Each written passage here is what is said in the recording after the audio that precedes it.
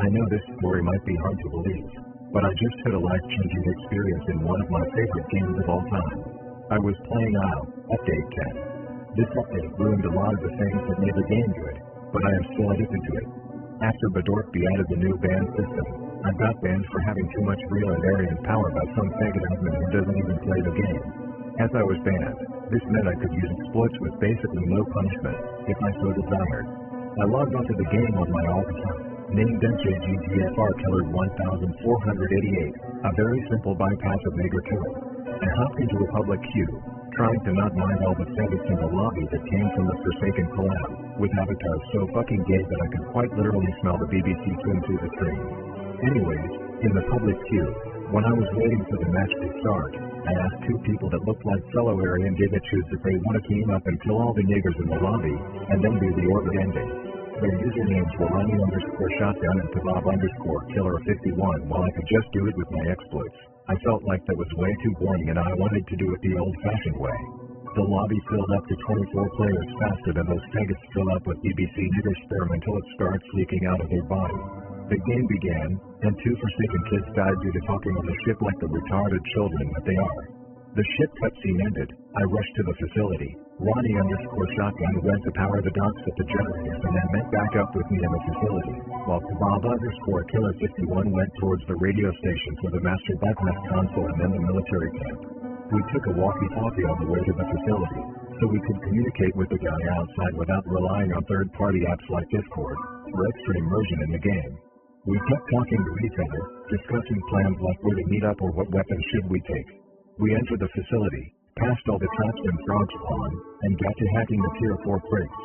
Our friend on the surface told us that the military camp didn't have any Tier 4 crates, and that he is taking the line launcher to skip the parkour to Artifact C and then looting Rock B, while we managed to get a dart gun, a drone, and a shield pack. After we discussed that we would meet back somewhere at Hangar, we exited the facility and started making our way over to the meeting spot. That is, until we received a message on the radio from Kebab_Killer51. He told us that he found Artifact C, and didn't see any other players on the island. Sure enough, I checked the pause menu, and the three were the only players in the server. This was kind of strange, as it was only beginning to be the night of day one, but this also wasn't surprising, because all the new kids from Forsaken have now sworn the public lobbies are severely mentally retarded. Before we made it to Hangar, I grabbed a diving gear and filled it to the brim, as I would be going for the squid scooters, the shield pack, and artifactory. As there were no niggers to kill, we decided to get on with doing the orbit. I was to get both squid scooters and the shield pack to the surface for the others to grab, and then go around the map to press all 5 8 city buttons. Ronnie_Buckshot rushed to the giver for the cash note, and Kebab_Killer51 went to do the other two pylons, arches and my chest. With our plans set, we split up and told ourselves that we would meet up back at the watchtower. We all three had walkie-talkies, so we could communicate very easily. Kebab_Killer51 told us he did both of the pylons and was waiting at the watchtower, while I brought one squid scooter and the shield pack to the surface, as I was obviously keeping one for myself, and then went to Artifact B. Ronnie_Shotgun told us that he is waiting for the giver hut to spawn and that he is already at the exact location. As I was about to activate Artifact B, I received a message that sent a chill down my spine. Ronnie_Buckshot said, guys, what the hell is this giver question? It's asking me, is hashtag on the island currently? A what? Hashtag. Dude, it's getting tagged. George Floyd. I knew that this clearly had to be a joke, as I know basically everything about the game and that George Floyd is not a part of IO. However, I felt this sense of dread when I read that sentence, as if I just got some sort of African curse. We both told him to just answer no and to take his schizo pills, trying to ignore the clear warning sign to leave the game now. I got the notification, you feel drowsy, so I decided to stay inside the volcano until I fell asleep. Day 2 began and we immediately got a message on the walkie-talkie from Ronnie_Shotgun, saying that he got one question wrong and his D-Corp Beacon exploded. We anticipated the mercenaries to be dropped off from their helicopter, however that didn't happen. There was no helicopter, and no mercenaries arrived on the island. We all clearly knew now that something has gone wrong, and as I've heard of multiple George Floyd horror stories in the past, I decided to nope the fuck out of here and try to leave the game. Who would have thought that the stupid stories of George Floyd, Derek Chauvin, Ronnie McNutt, and Adolf Hitler were real? I pressed escape, hovered over the leave button and tried clicking, but to no avail. The button simply was not working. I was already starting to sweat. The thought of dying to a fucking nigger out of everything in the world made my white body shiver in fear. I tried the reset character button. Again, to no avail. All three of us understood the danger of the situation now. I attempted to press Alt F4 to force close the game, but that too did nothing. I then attempted to open my Roblox exploits to gain an upper hand against George Floyd. I opened up JJ's exploit and tried to inject, but I was met with an error message. You cannot beat Floyd. As a last-ditch effort, I attempted to unplug my computer from electricity, but I couldn't pull it out. I attempted to kick my computer and beat it with heavy objects to break it, but instead I broke my foot, and the computer was still solid as if I just hit a brick wall. My Aryan friends seemed to have tried these methods too, and we immediately understood what had to be done. We awaited for the spirit of George Floyd to appear out of nowhere, but after a few minutes of extremely intense silence, we realized nothing was going to happen. As we had absolutely nothing else to do, we attempted to continue to do our orbit run, in the hopes of escaping the island and escaping the spirit of George Floyd. Getting the peanuts was our last objective, and so we headed over to the observatory to type in the code 05252020. Cache codes are always 5 numbers, so this was very ominous. After a quick Google search, we discovered that this code was actually the date that George Floyd died on, May 25th, 2020. This only confirmed everything we thought we knew even further. We grabbed the peanuts and entered the cave to reach Ape City. There was completely no ambience, only the sounds of our footsteps. I could swear that the textures of the rocks in the caves resembled the face of George Floyd, but we kept on marching to the dragon. We reached the feathered serpent, Polly, and gave her the peanuts in exchange for powering the radio tower pylon. We received the bell, activated it, and awaited in the jungle for the blue mantis to crash on the island. After a long minute of waiting for the spaceship to crash, it finally did, and we entered the crater to speak with the blue mantis. After her saying the usual dialogue, we asked, "What do we have to do next?" And instead of telling us to kill the mercenaries or parasites, she told us that we have to kill George Floyd. We were stunned by this, as how are we supposed to kill a spirit of an already dead nigger? How are we even supposed to attack him in the first place, as all he did was sabotage our game while never truly revealing himself as a character on the island? It was during this time of discussing between us that we received a horrifying notification. Losing consciousness. We all three said in unison, "I can't breathe." My screen slowly started turning black, and I felt myself running out of air in real life. I luckily remembered that I left the diving gear with 500 oxygen still in it out of the watchtower, and so I rushed through the portal inside the crater to grab the diving gear. I just barely managed to put it on, as I already took 3 ticks of damage from asphyxiation. My friends did not survive, as they had no diving gears. Their last words were, "It's always them, it's always the hashtag." I survived for now, but this was not reliable forever.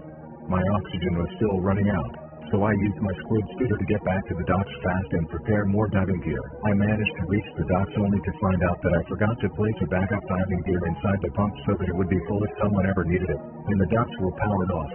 I knew that my diving gear wouldn't have enough to make it to the generators and then back to the docks, if it was even possible to power the docks back on, considering I don't know the powers of George Floyd.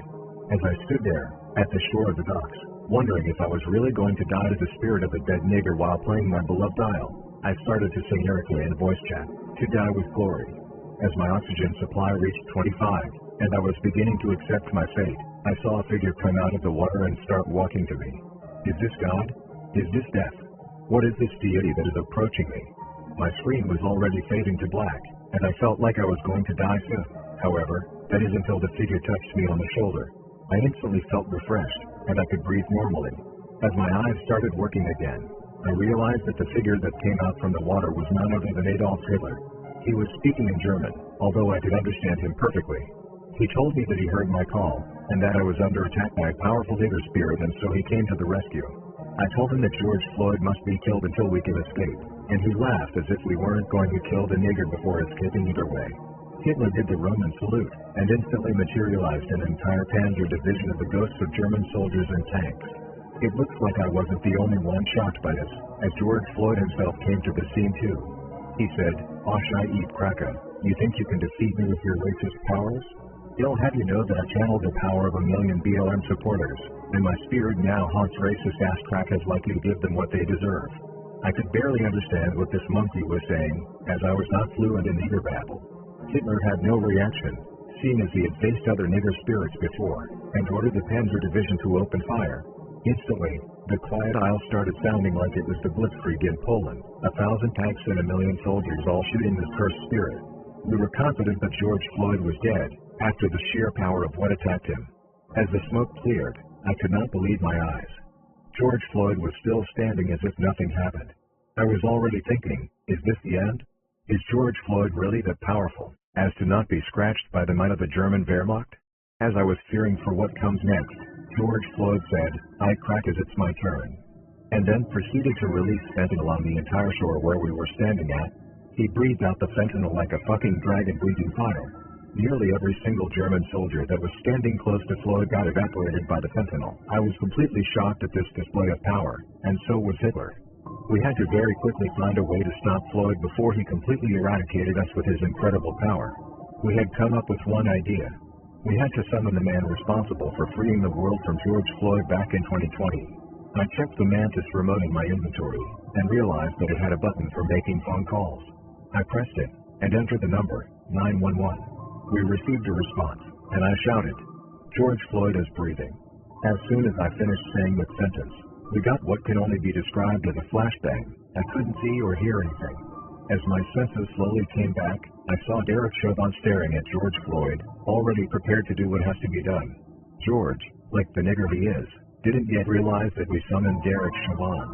We used this to our advantage, and Hitler again summoned another ghost army of German soldiers to distract Floyd from his demise. Floyd, staring down below at the docks from the exit of mineshaft, was too focused on trying to get rid of the German soldiers to see Derek Chauvin climbing up the hill to get behind him, and finish him off with a knee. Derek Chauvin did the donut attack animation, and then put his knee on Floyd's neck. George Floyd instantly started screaming, "You crackers are responsible for all the evil in this world. We niggas are the true saviors. We will no longer be slaves and try to eat to your racist-ass society. We should have executed Dr. Yakub before he got to create the cracker race. I can't breathe." And then he fucking died. The nigger screams were so loud that even Blue Mantis showed up to see what the fuck was going on. She was overjoyed with seeing the dead nigger laying on the ground, telling me that the job was done now and we can escape the island. Considering that I am somehow now connected to the game, seeing as I almost died in real life from nearly dying in the game, I decided to sleep in the bed at the docks to feel well rested. Adolf Hitler and Derek Chauvin, seeing as their job was done, decided to tell me a few words and then leave back to their homes in Hyperborea. They told me, "Remember, the Aryan race will always be under attack by subhumans like niggers and gugs. Never stop fighting for your race," and then left me on the island alone with Mantis. As I was about to fall asleep, Mantis came over to me and started getting extremely horny, due to me having a BWC, or big white cock. I obviously wasn't going to refuse the offer, and received the most mind-blowing sex I could have ever imagined. Who would have thought that half-alien, half-human hybrids have such good pussies? I have never busted so hard and so fast in my entire life. This was even better than janking off to Annabelle Ollie through the port. If only Blue Mantis was a real person, and not part of a Roblox game.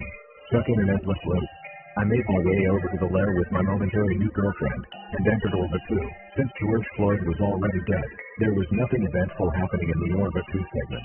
The only real difference is that the ending felt even more devastating and heartbreaking, as Mantis was now more than just an NPC to me. And so concludes the story of how I was haunted by George Floyd and Anna. I haven't heard back from my friends yet. Their fates are unknown and I can only hope that the worst doesn't happen to them. Dying to the spirit of the dead nigger is one of the worst ways to die. I am now a firm believer in ghosts, spirits, Hyperborea, and real.